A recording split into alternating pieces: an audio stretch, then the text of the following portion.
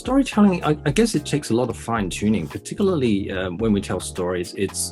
You can't go into too much details, but of course you can't be too high level that lacks substance. So it's a case of finding the right balance. And what I mean by balance is when I guess it's a skill of trying to bring the audience into your story so that they can individually visualize what's going on.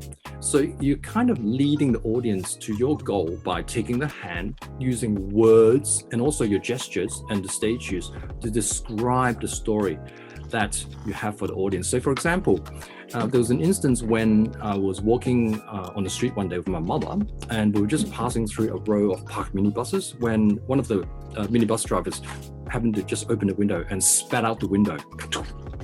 And then hit my mother on the face, and she was so upset. She was so angry, and then she told me that I have to, do something.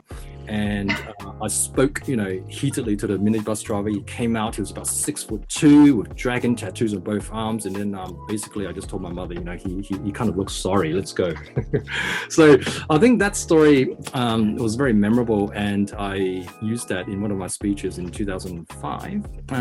It was about how my mother just she was so angry, and even when she got home, she was so angry. So I just used that story, and then I'll put it into the context within my speech about when you're angry, the only person you're hurting is yourself. So it's about letting go. That was my message, letting go so that you can free yourself.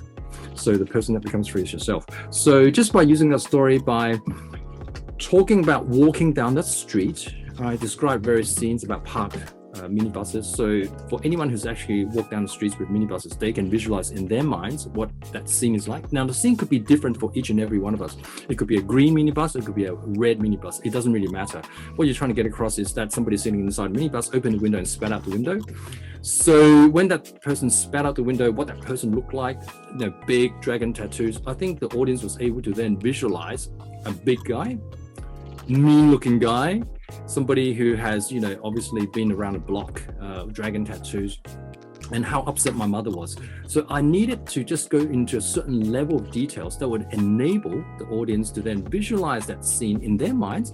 Now, the colors, maybe the smell or the ambience could be different for everybody, but it doesn't really matter because I was able to then set the scene that would then allow my message of that we shouldn't hold anger within ourselves for too long because we'll end up hurting ourselves. So that was ultimately what I was trying to lead the audience to.